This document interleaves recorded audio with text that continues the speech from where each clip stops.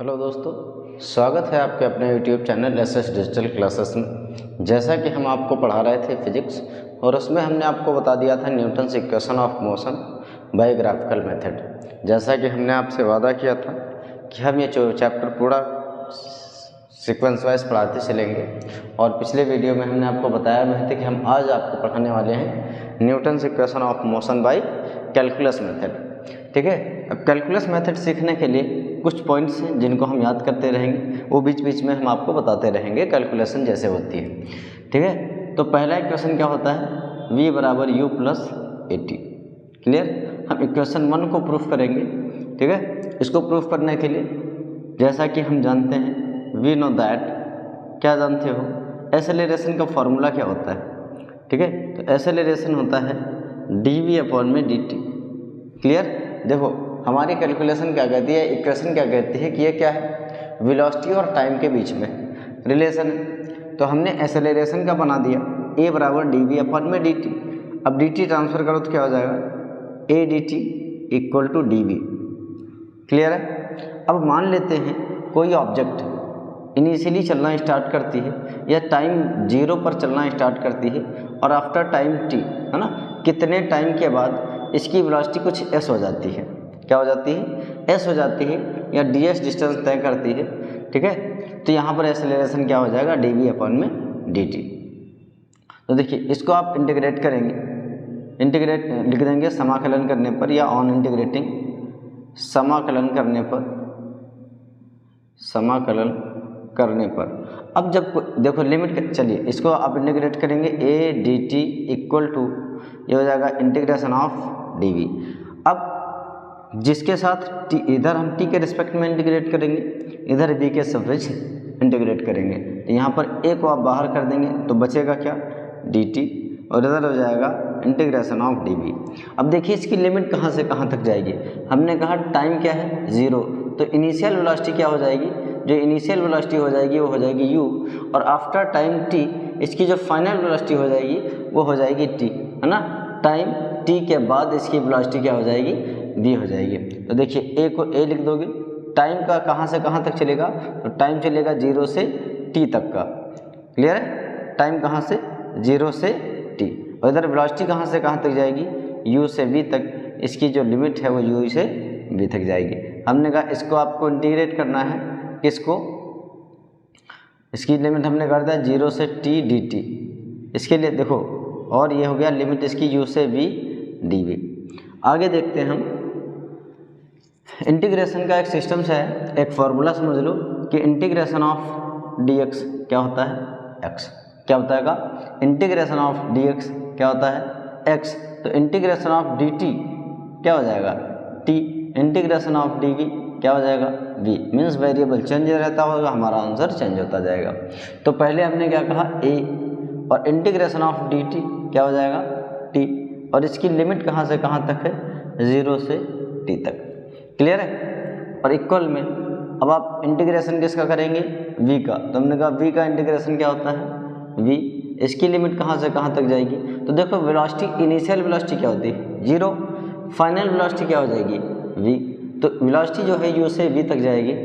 अब यहाँ पर क्या करते हैं, इंटीग्रेशन का रूल है कि एक बार आप अपर लिमिट रखते हैं माइनस, एक बार लोअर लिमिट रखते हैं। तो t के जगह पर t पुट किया, माइनस t के जगह पर आपने 0 पुट कर दिया। क्लियर, इधर से इधर भी वही काम करेंगे, क्या, t की जगह पर t को पुट कर देंगे, क्या बताया, सॉरी, जब v की जगह पर v को पुट कर देंगे, और माइनस v की जगह पर लोअर लिमिट, लोअर लिमिट का मतलब 0 u पुट कर देंगे, तो हो जाएगा v माइनस u। क्लियर है, देखो सबसे पहली बात, इंटीग्रेशन ऑफ dx x होता है, ये फार्मूला होता है, उसी के हिसाब से हमने इंटीग्रेशन ऑफ dt t कर लिया, इंटीग्रेशन dv v कर लिया। इसके बाद जो लिमिट होती है, रूल ये है कि अपर लिमिट को एक बार रखते हैं, माइनस करते हैं, उसके जगह पर लोअर लिमिट को रखते हैं। सेम एज यहाँ पर भी एक बार upper limit minus lower limit. अब देखिए a को t से इंटू कराओ, क्या हो जाएगा, at, 0 से कोई मतलब नहीं बचा, v माइनस u। क्लियर है, इधर हो गया 80, माइनस को u ट्रांसफर कर दो, हो जाएगा प्लस का u इक्वल टू v। तो v बराबर क्या हो गया, u प्लस 80। ये हो गया इक्वेशन नंबर फर्स्ट। क्लियर है। सिंपल सी बात है, हमने कहाँ से स्टार्ट किया, एसेलरेशन से। a बराबर dv/dt होता है, क्योंकि हमको इसको इंटीग्रेट करना था विद रिस्पेक्ट टू t, तो हमने t को उधर ट्रांसफर कर दिया, इसका समाकलन कर दिया। ठीक, समाकलन में ये लाइन आप चाहे यहाँ से हटा दो, क्योंकि एक्स्ट्रा समझ लो लिखी है यहाँ पर। ठीक है,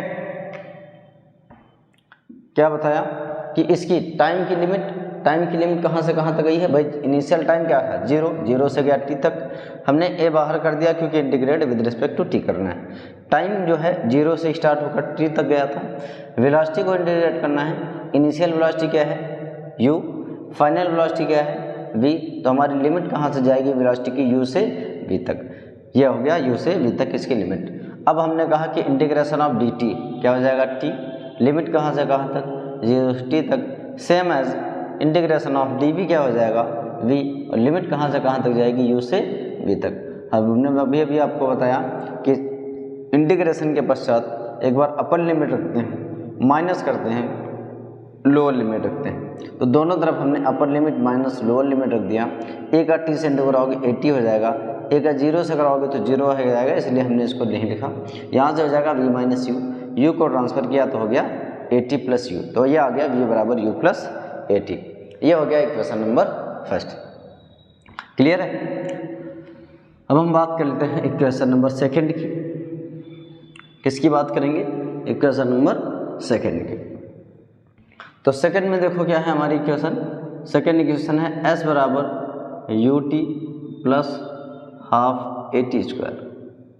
क्लियर है, क्या है, s बराबर ut plus half at square. तो इसमें हम वेलोसिटी का फॉर्मूला लगाएंगे। शुरुआत देखो, याद रखिएगा, पहले हमने एक्सेलरेशन से स्टार्ट किया था, यहाँ किससे स्टार्ट कर रहे हैं, वेलोसिटी से। वेलोसिटी बराबर होता है change in displacement upon time, इस विस्थापन परिवर्तन की दर को वेग कहते हैं। ठीक है, विस्थापन तथा समय के अनुपात को वेग कहते हैं। ठीक, change in displacement upon time is known as velocity. Clear है। अब dt को इधर ट्रांसफर कर दो तो हो जाएगा v dt equal to ds। यहाँ पर हम देखेंगे कि हमारे पास एक्सेलरेशन भी होना चाहिए इक्वेशन में, u भी होना चाहिए, t भी होना चाहिए। तो हमने v को चेंज कर दिया, v की जगह पर क्या लिख सकते हो, फ्रॉम इक्वेशन फर्स्ट, इधर साइड में लिख दो, फ्रॉम इक्वेशन समीकरण 1 से v की जगह पर क्या लिख सकते हो, v बराबर होता है u प्लस 80, तो हमने कहा v की जगह लिख दिया v प्लस ut, और एक उसको डिफ्रेंशिएट करना है विद रिस्पेक्ट टू, ये हो गया ds। चाहो तो ये हो जाएगा u dt प्लस में 80 dt इक्वल टू ds।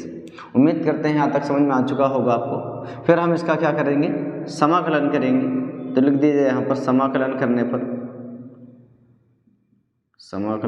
पर आप समाकलन मेथड ही पढ़ रहे हैं, जिसको आप बोलते हो कैलकुलस मेथड। तो देखिए, इसको जब आप इंटीग्रेट करेंगे, ठीक, तो u dt, और अभी हमने आपको बताया कि टाइम कहाँ से कहाँ तक जाता है, तो 0 से t तक जाएगा, प्लस में integration of a t dt।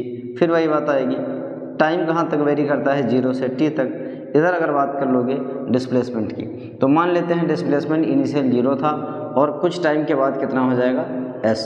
ये हो गया कि मान लो एक ऑब्जेक्ट थी, शुरुआत में उसका टाइम कितना था, 0, वेलोसिटी कितनी थी, u, कुछ टाइम के बाद कितना डिस्प्लेसमेंट कवर किया, s। क्लियर है। अब देखो, फिर वही इंटीग्रेशन की कुछ रूल्स, इसको पहले आप बाहर कर लीजिए। देखिए, इसको देखिए, 0 to t इसकी लिमिट हो जाएगी, और u आप यहाँ से बाहर कर सकते हैं।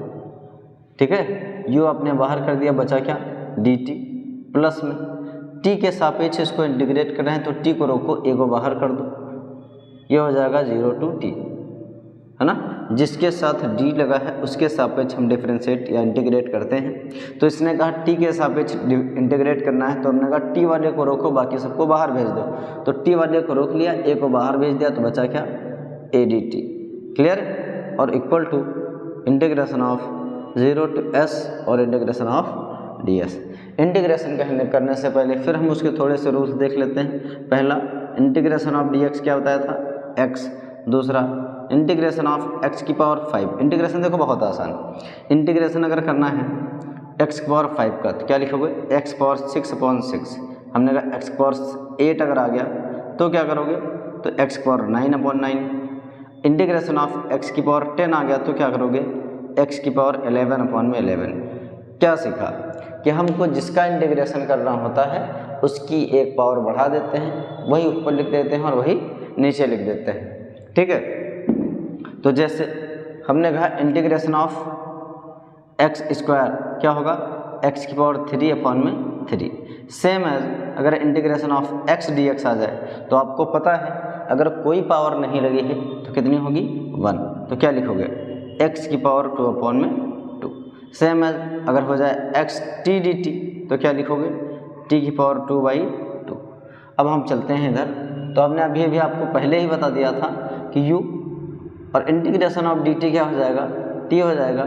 इसकी लिमिट जाएगी 0 से t तक, प्लस a आपने बाहर निकाल दिया, t dt। तो अभी कहा कि x dx का क्या होता है, x²/2 या t dt का क्या हो जाएगा, t²/2। तो इसका इंटीग्रेशन हो गया t²/2। लिमिट कहाँ से कहाँ तक जाएगी, 0 से t तक। और फिर इसका इंटीग्रेशन ऑफ ds क्या हो जाएगा, s, और लिमिट कहाँ से कहाँ तक जाएगी, 0 से s तक। क्लियर है। अब हमने कहा एक बार आपने अपर लिमिट रखा तो हो गया t, माइनस एक बार लोअर लिमिट रखा तो हो गया 0, ये हो गया। और प्लस में a, यहाँ से चाहो तो 2 आप बाहर निकाल सकते हो। क्लियर है। अब t की जगह पर एक बार अपर लिमिट रखोगे तो हो जाएगा t², माइनस लोअर लिमिट रखोगे तो हो जाएगा 0² इक्वल टू h की जगह पर s पुट कर दोगे -0। ठीक है। अब देखो u का जब t से इंटू कराओ क्या आ गया, ut। 0 से कराओगे 0 आएगा, कोई मतलब नहीं बनता, ये हो गया 1/2। a का t से कराओगे तो हो गया at², 0 नहीं लिखेंगे, और इधर से हो गया s। तो इसको सही से अगर अरेंज करो तो s बराबर क्या आ गया, ut प्लस हाफ at²। ये हो गया इक्वेशन नंबर 2। क्लियर है। जिस बच्चे को इंटीग्रेशन डाउट है तो हमने फिर कहा कि इंटीग्रेशन ऑफ dx क्या होता है, x होता है। और किसी भी नंबर का अगर आपको इंटीग्रेशन करना है, ठीक है, ये अगर देखो हमने कहा x की पावर 6 का इंटीग्रेशन करना है तो क्या करोगे, x की पावर 7/7। x की पावर 8 का इंटीग्रेशन करना है तो क्या करोगे, x की पावर 9/9। इस तरीके से आप आसानी से इंटीग्रेशन कर सकते हैं। लिमिट की कंडीशन ये है कि इंटीग्रेशन के पश्चात एक बार अपर लिमिट रखते हैं, माइनस एक बार लोअर लिमिट रखते हैं। तो उम्मीद करते हैं क्वेश्चन नंबर 2 भी आपको आसानी से समझ में आ चुकी होगी। अब हम बात कर लेते हैं क्वेश्चन नंबर 3 की। देखो पहली क्वेश्चन किसके किसके बीच थी, VU80 के बीच में, दूसरी हो गई डिस्प्लेसमेंट के बीच में, है ना। पहली वेलोसिटी हो गई, दूसरी पहले हमने प्रूफ किया था एक्सेलरेशन से, दूसरी को प्रूफ किया वेलोसिटी से। अब तीसरे में देखो क्या हो जाएगा, तीसरे में भाई फिर दोनों हो जाएंगे। a बराबर क्या होता है, ds, a बराबर dv/dt। ठीक है, एक्सेलरेशन का फॉर्मूला ये होता है change in velocity upon time. Equation number 1 मान लो, और इसको क्या करो आप, dv/dt है, इसको इंटू करा दो ds/ds से। एक्चुअल में क्यों ऐसा क्यों किया जा रहा है, तो पहले हम तीसरी इक्वेशन अपनी लिख ले रहे हैं, होता है v² = u² प्लस में 2as। इक्वेशन नंबर 3 को जब देखोगे तो आपको तुरंत समझ में आ जाना चाहिए कि पूरे इक्वेशन में कहीं पर भी टाइम नहीं है। क्या नहीं है, पूरी इक्वेशन में टाइम की बात नहीं की गई है। तो हम इस इक्वेशन से टाइम को हटा देंगे, हटाने की कोशिश करेंगे तो देखो आसानी से हट जाएगा। a = dv/dt होता है, हमने कहा इसको ds/ds से इंटू करा दो तो a बराबर क्या हो जाएगा, देखो dv, एक ds इसके साथ रख लो, और अभी जो इधर dt था उसको हमने कर दिया ये dt। क्लियर है, ds को हमने इधर रख दिया, dt को यहाँ पर रख दिया। अब आपको पता है कुछ फॉर्मूले, a बराबर क्या होता है, dv/dt। क्लियर है, s बराबर क्या, सॉरी v बराबर क्या होता है, ds/dt। ठीक है, तो यहाँ से a = dv/ds और इंटू ये क्या हो जाएगा, v। क्लियर है। डिस्प्लेसमेंट अपॉन टाइम किसके बराबर हो जाएगा, वेलोसिटी के। ds को ट्रांसफ़र कर दो तो हो जाएगा a ds बराबर v dv, है ना। ये आप यहाँ साइड में लिख लीजिए। एग्जैक्ट फॉर्मूले यही होते हैं तो आ गया हमारे पास क्या, a d s equal to v d v. ठीक है, अब आप इसका इंटीग्रेशन करेंगे, लिखेंगे समाकलन करने पर,